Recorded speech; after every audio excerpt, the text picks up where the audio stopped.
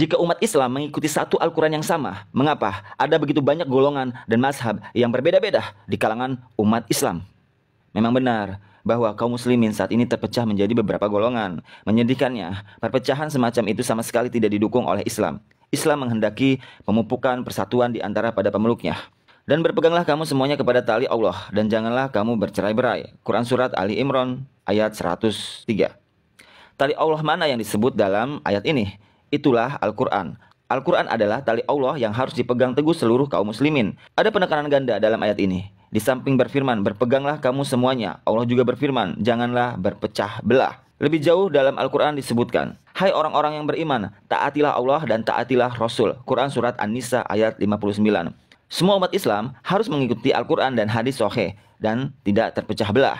Dalam Al-Quran disebutkan, sesungguhnya orang-orang yang memecah belah agamanya dan mereka menjadi bergolongan, tidak ada sedikit pun tanggung jawabmu kepada mereka. Sesungguhnya, urusan mereka hanyalah terserah kepada Allah. Kemudian Allah akan memberitahukan kepada mereka apa yang telah mereka perbuat.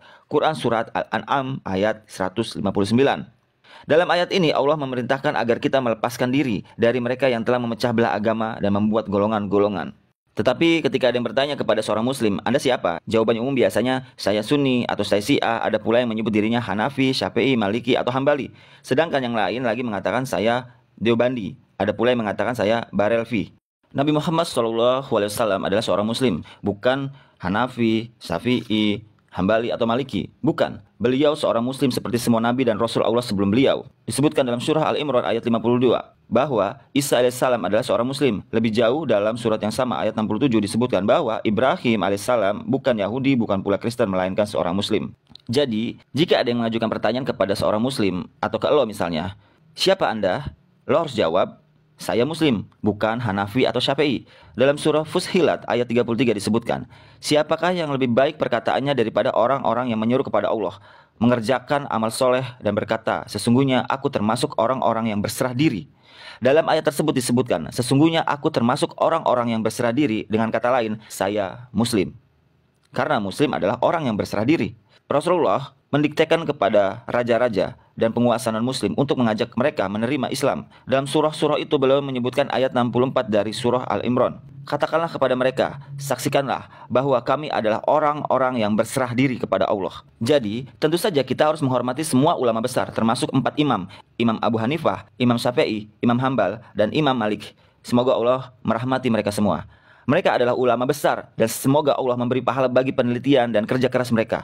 Orang tidak boleh berkeberatan bila ada seseorang yang sepakat dengan pandangan dan penelitian Imam Abu Hanifah, Imam Syafi'i atau yang lainnya. Tetapi ketika ditanya, siapakah Anda? Jawaban seharusnya adalah saya muslim. Mungkin ada yang berpendapat argumen dengan mengutip hadis Rasulullah berikut.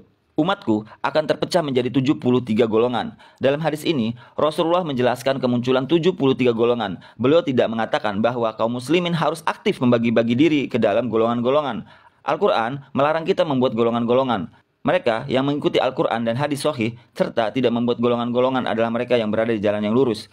Rasulullah bersabda, umatku akan terpecah menjadi 73 golongan. Semua akan ditempatkan di neraka kecuali satu. Para sahabat bertanya kepada Rasulullah, kelompok mana yang satu itu? Beliau menjawab, di mana aku dan sahabat-sahabatku berada. Al-Quran menyebutkan dalam beberapa ayat, taatlah kepada Allah dan Rasulnya. Seorang muslim sejati hanya mengikuti Al-Quran dan hadis sahih. Dia boleh menyepakati pandangan ulama yang mana saja sejauh mereka sejalan dengan ajaran Al-Quran dan hadis sahih. Jika bertentangan dengan firman Allah atau sunnah Rasulnya, pandangan-pandangan semacam itu tidak ada artinya, betapapun alimnya sang ulama. Jika semua umat Islam membaca dan paham Al-Quran serta hadis sahih, insya Allah perbedaan-perbedaan yang ada akan lenyap dan kita bisa menjadi umat yang satu. Jadi, jika ada yang bertanya kepada lo, agama lo apa? Lo jangan jawab Hanafi, Maliki, Syafi'i, atau NU, Muhammadiyah, Salafi, dan lain sebagainya. Katakan dengan tegas, aku agama Islam dan aku seorang muslim. Masuk sebuah organisasi Islam adalah hal yang baik untuk mengembangkan diri agar lebih baik lagi. Bukan berarti ketika kita masuk organisasi, kita menjadi Islam yang berbeda. Apapun organisasinya, kita tetap sama seorang muslim selama berpegang teguh kepada Al-Quran dan Sunnah. Jadi, sudahi hujat-menghujatnya dan bersatulah dalam kata Islam. Karena kita sama seorang muslim.